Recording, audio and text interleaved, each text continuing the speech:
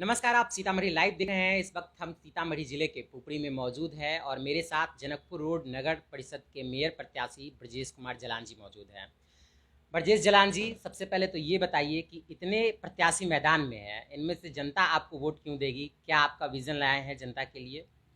सर्वप्रथम मैं सीतामढ़ी लाइव के तमाम दर्शकों का हार्दिक अभिनंदन करता हूं, उन्हें उनका वंदन करता हूं। और आपने कहा कि मुझे जनता क्यों वोट देगी, तो यहाँ मेरा मानना है कि वर्ष 2005 से 2010 में 10 तक मैं नगर परिषद, जो पूर्व में नगर पंचायत था, मैं 5 वर्ष का पार्षद रह चुका हूँ यहाँ पर। और 5 वर्ष में मैंने अविस्मरणीय काम किया है अपने जिस वार्ड से मैं यहाँ वार्ड पार्षद था। इसके बाद मैं राजनीति से लगभग वार्ड की राजनीति से अपने आप को बाहर कर लिया था। लेकिन ये जो 2010 से 2022 का जो काल रहा, ये हमारे जनकपुर रोड के लिए बहुत ही बुरा समय रहा। बहुत दुखी रहा कि यहाँ पर जिस ढंग से भ्रष्टाचार बढ़ चढ़ कर बोल रहा था, भ्रष्टाचार का जो यहाँ आलम था, मामूली से एक गरीब के लिए जो हम आवास योजना जो प्रधानमंत्री के नाम से चलता है, प्रधानमंत्री आवास योजना, उसमें गरीब गुरबा को ही आवास दिया जाता है। 50-50 हज़ार रुपया उसमें कमीशन लिया जाता है। इवन मैं आपको बताऊं, कबीर अंत्येष्टि योजना जो कफन के लिए सरकार पैसा देती है, उसमें 1500 रुपया उसमें कमीशन लिया जाता है। यानी कि कफन में भी चोरी, घर में भी चोरी। और इस तरीके के भ्रष्टाचार का आलम ये हो गया। काम की बात तो छोड़ दीजिए, आप परिषद में अगर जाते हैं किसी काम से, किसी बाबू से बात करने के लिए, उनसे कोई जानकारी लेने के लिए, तो भी वहाँ पैसा देना पड़ता है।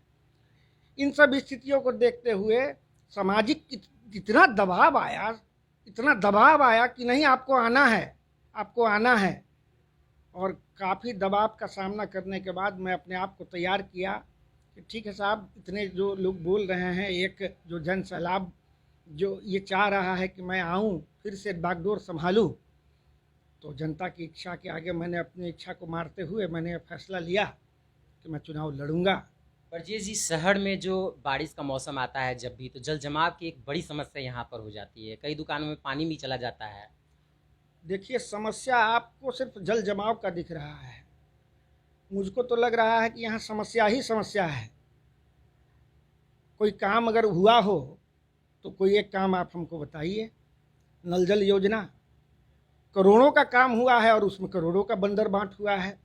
आज जिस रोड में नगर परिषद का कार्यालय है, वो रोड आज नहीं, बरसों से चलने लायक नहीं है। लोग जाते हैं तो उस पार जाकर रोड जब क्रॉस करते हैं तो उनको अपना ठेवना पकड़ के मालिश कराना पड़ता है।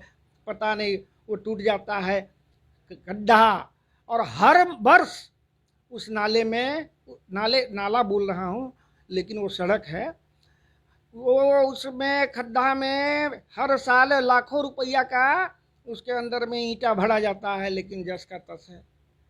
तो क्या जनता विश्वास करे कि ब्रजेश जालान जब आएंगे तो इन सब में बदलाव होगा? देखिए, मेरा विजन एक ही है, काम काम काम। मुझे अपना कोई इंटरेस्ट नहीं है। मेरा इंटरेस्ट है गरीब गुरबों का काम होना चाहिए, ईमानदारी से काम होना चाहिए। जो उनका वाजिब हक सरकार भेजे वो जनता तक, अगर 1 रुपया सरकार भेजती हो तो 1 रुपया जनता को पहुँचे। ये मेरा सबसे पहला प्रयास रहेगा। दूसरे प्रयास में हम पहले वर्ष में 500 गरीबों को पक्का आवास देंगे। बड़े संख्या में लोगों को एम्प्लॉयमेंट देने के लिए हम एक बड़ी कंपनी से भी बात कर रहे हैं कि पुपरी में एक मल्टीनेशनल कंपनी आकर एक उद्योग बैठावे, जिससे कि बड़ी संख्या में लोगों को यहाँ रोजगार मिल सके, बाहर जाने का काम न हो। जो बाहर बम्बई दिल्ली गरीब जो जाकर कमाते हैं, उससे ज़्यादा तनख्वाह उनको पुपरी में मिल सके।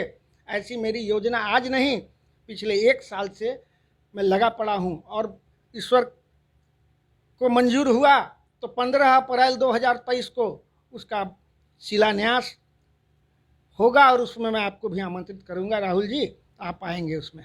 शहर में जो अस्पताल है वो अनुमंडल अस्पताल के भरोसे पुपड़ी हुआ करता है। यहाँ पे अनुमंडल अस्पताल की भी कमी है, जिसके कारण स्वास्थ्य के लिए लोग एक PSC CSC पर निर्भर है। देखिए, हमारे यहाँ जो अनुमंडल अस्पताल है वो लगभग 75% बनकर तैयार है। पूर्व के दिनों में माननीय हमारे मंत्री हुआ करते थे शाहिद अली खान साहब, उन्हीं के प्रयास से वो रेफरल हॉस्पिटल यहाँ पर आया था और बना, लेकिन वो तो गुजर गए, रहे नहीं।